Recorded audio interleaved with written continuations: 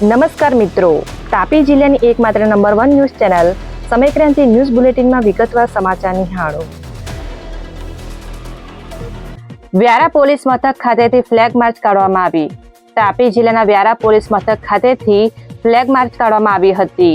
હાલ ભારત અને પાકિસ્તાન વચ્ચે ચાલી રહેલ તણાવની સ્થિતિ વચ્ચે લોકોને શાંતિનો અહેસાસ થાય અને પોલીસ તમારી સુરક્ષામાં ખડા પગે છે એ અહેસાસ કરવા માટે ફ્લેગ માર્ચ કાઢવામાં આવી હતી.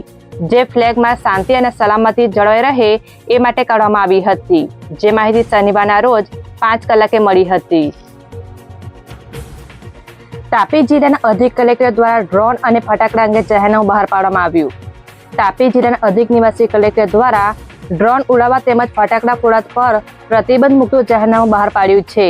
જેમાં તારીખ 9 મે થી 12 મે સુધી ડ્રોન ઉડાવવા પર જ્યારે ફટાકડા ફોડવા પર તારીખ 9 મે થી 15 મે સુધી પ્રતિબંધ મુકાયો છે.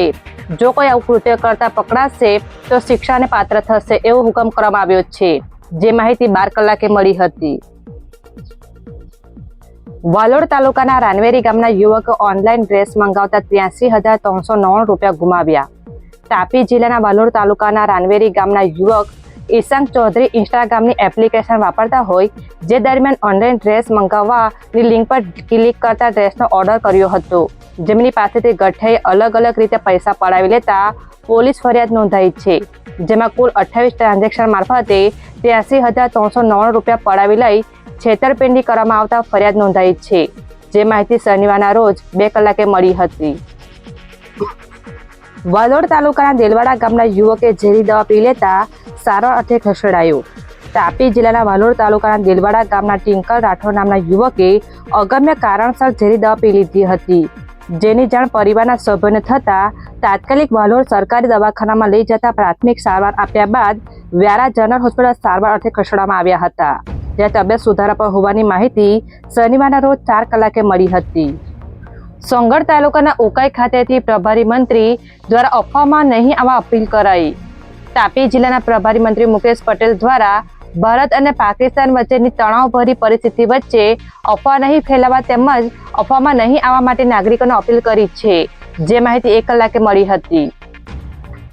ના માધ્યમથી હું અહીંયાના લોકોને પણ અપીલ કરવા માંગુ છું, કોઈ એવી અફવા આવે તો અફવામાં દોહરાશો નહીં. તંત્ર એની રીતે કામ કરી રહ્યું છે અને જે રીતે દેશના વડાપ્રધાન નરેન્દ્રભાઈ મોદી સાહેબ જે રીતે પાકિસ્તાનને જવાબ આપી રહ્યા છે એમ આપણે પોતે સંયમ રાખીને હું આપના તકે કહેવા માગું છું આ તમામ આપણા આદિવાસી ભાઈઓ બહેનોને કે કોઈ અફવામાં આવે નહીં અને જે રીતે દેશની અંદર જે આપણી પરિસ્થિતિ એમાં સાથે રહીને આપણે સામે જે રીતે અમે જે દેશના લોકો આપણી પર હુમલો કરી રહ્યા છે એના હુમલાનો જવાબ આપણે જોઈએ છે કે આપણા જવાન આપી જ રહ્યા છે. ત્યારે તમામ લોકો જે રીતે અમારું તંત્ર માર્ગદર્શન આપે એ માર્ગદર્શન પ્રમાણે કામ કરે એવી આપણા થકી અપીલ કરીએ. તાપી જિલ્લામાં પ્રવર્તમાન સ્થિતિને પગલે પુરવઠા અધિકારી દ્વારા જાહેરનામું બહાર પાડવામાં આવ્યું. તાપી જિલ્લા પુરવઠા વિભાગના અધિકારી દ્વારા એક જાહેરનામું પ્રસિદ્ધ કરવામાં આવ્યું છે. જેમાં પ્રવર્તમાન પરિસ્થિતિને ધ્યાને લઈ આવશ્યક ચીજવસ્તુઓની સંગ્રહખોરી ન કરવા અને ખોટી અફવાઓથી દૂર રહેવા જિલ્લાના નાગરિકોને અનુરોધ કરી વિવિધ મુદ્દા આવરી લઈ જાહેરનામું પ્રસિદ્ધ કરવામાં આવ્યું છે. જે માહિતી શનિવારના રોજ 4 કલાકે મળી હતી. ઉચ્છલ તાલુકાના કટાસવણ ડેરી નજીક મહિલા ગાડી પરથી પડી જતા સારવાર અર્થે ખસેડાયા. તાપી જિલ્લાના ઉચ્છલ તાલુકાના ઠુટી ગામે રહેતા જેન્સીબેન ગામિત ગાડી પર જઈ રહ્યા હતા. જેમાં અચાનક ગાડી પરથી પટકાઈ જતા સારવાર હેઠળ ખસેડવામાં આવ્યા છે. જેઓ ઉચ્છલ તાલુકાના કટાસવણ ડેરી સામે પડી જતા તાત્કાલિક તેમને વ્યારા જનરલ હોસ્પિટલમાં સારવાર અર્થે ખસેડવામાં આવ્યા હતા. જે માહિતી શનિવારના રોજ 1 કલાકે મળી હતી. ભારત પાકિસ્તાન વચ્ચે યુદ્ધ વિરામ જાહેર. ભારત સરકાર દ્વારા સત્તાવાર જાહેરાત આજે સાંજે 5 વાગ્યાથી અમલ. ભારત અને પાકિસ્તાન વચ્ચે છેલ્લા કેટલા દિવસોથી ચાલી રહેલા ભીષણ તણાવ હવે સમાપ્ત થવા જઈ રહ્યો છે. આ ક્ષેત્ર માટે એક મોટા અને રાહતભર્યા સમાચાર આવ્યા છે. જ્યાં ભારત સરકારે સત્તાવાર રીતે પાકિસ્તાન સાથે યુદ્ધ વિરામની પુષ્ટિ કરી છે.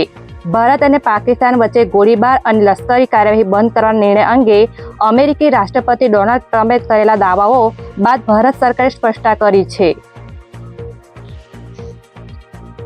વ્યારા શહેરના બજાર વિસ્તારમાં જિલ્લા પ્રમુખ અને પાલિકા પ્રમુખ દ્વારા દીક્ષા લેનાર 2 દીકરીઓની મુલાકાત કરી.